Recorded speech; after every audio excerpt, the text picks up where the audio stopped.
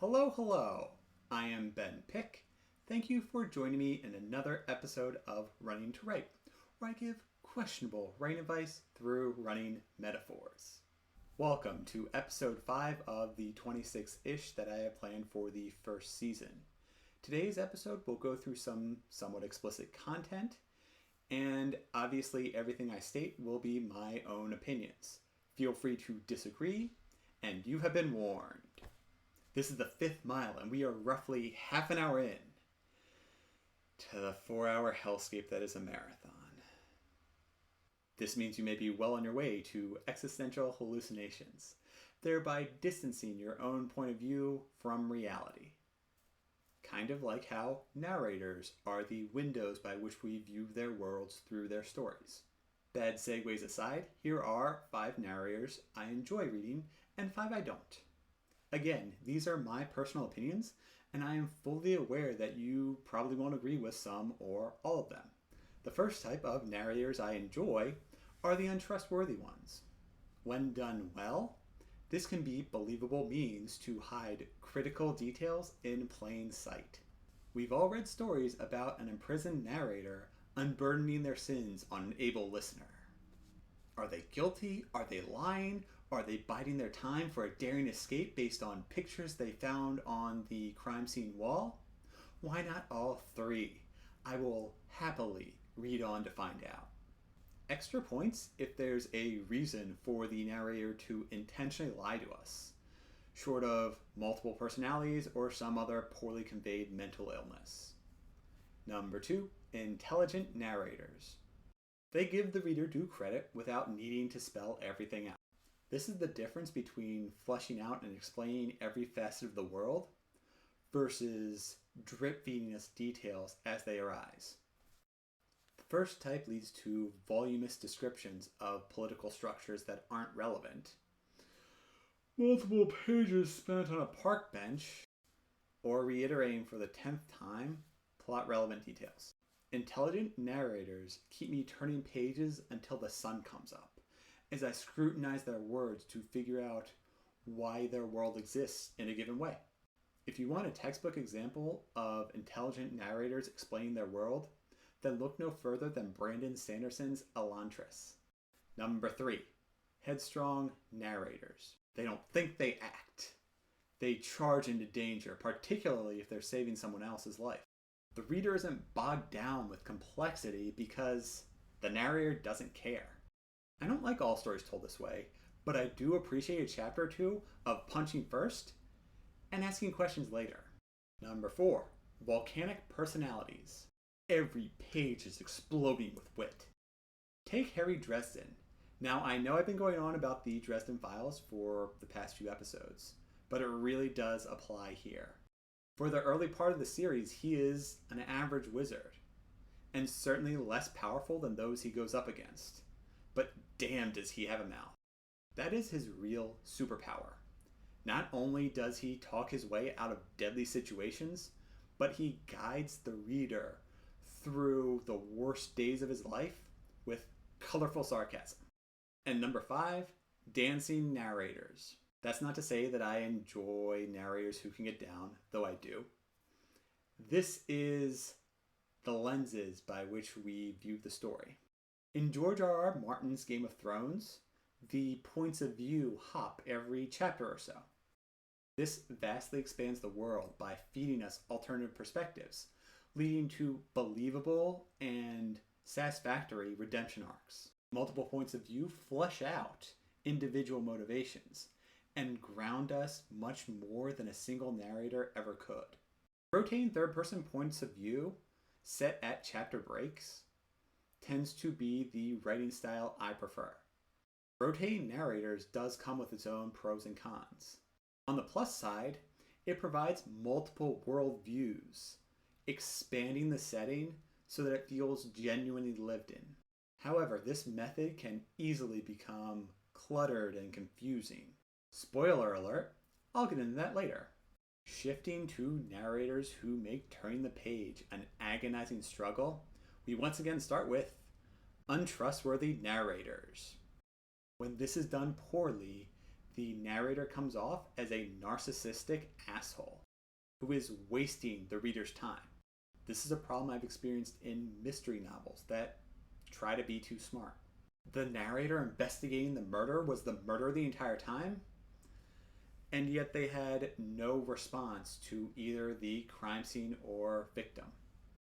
I don't care how sociopathic you are, that still doesn't seem reasonable. Twist reveals meant to fool only the reader, in my opinion, feel unearned and sometimes insulting. Number 2, Oblivious or self-hindering narrators. Could 500 pages of circuitous story have been circumvented if the narrator acted with a shred of common sense? Absolutely. Then why did it have to become a bloated mess? There are plenty of narrators who can act against their own self-interests. Immature characters who run headfirst in a battle and need to be saved by their friends can still feel real. My issue is with narrators who intentionally withhold information, particularly when it's obvious that they need to collectively share what they know in order to identify a traitor. Rather than building tension, their actions make reading the next 100 pages feel like a chore. It's also one of the biggest reasons to make me not care about the characters or what happens to them. Number 3, second guessers. This narrator spends the entire chapter considering what another character thinks of them or how they acted in the previous chapter instead of moving the story forward. Stories with a lot of transition time are particularly guilty of this. Meandering for chapters as a narrator, or worse, narrators, pine over the smallest details. Soon enough, half the book is gone, and nothing has happened short of characters wallowing about. I get that this is used to build relationships and make them feel more real, but in the books that I've read, this really, to me, comes off as padding for pages and to drive in forced sexual tension. Speaking about sexual tension, number 4, I'm going to call this narrator the horn dog. The world might be at stake, and yet they've managed to set aside major time for a side plot of getting off. Without any chemistry short of parts that fit together, there are now 100 pages devoted to getting the narrator horizontal with the first person they find who's physically attractive. That's not to say I don't appreciate a love interest or intimate scenes in general. I'm saying that in many books I've read, the love side plot overtakes the primary storyline and ends in inevitable and predictable wish fulfillment. I've found this to be a terrible trope in science fiction noirs or science fiction noirs when aiming for gritty realism. From the moment the narrator devotes an entire page to sexualizing another character, they then walk around with a neon sign stating that by book's end, the narrator's getting lucky. Minus points if, after being intimate, we never see their bedmate again. Details to look out for are multiple sentences devoted to cleavage, or the fact that the story comes to a complete halt while the narrator describes why this person is the peak of human beauty. At some point, the narrator should consult a doctor if this lasts for multiple pages or occurs on a serialized basis. And lastly, number 5, confusing narrators. Bouncing between multiple points of view within a single scene is the definition of chaos. The action is fast-paced and fists are flying, and I have no idea who is doing what or to whom.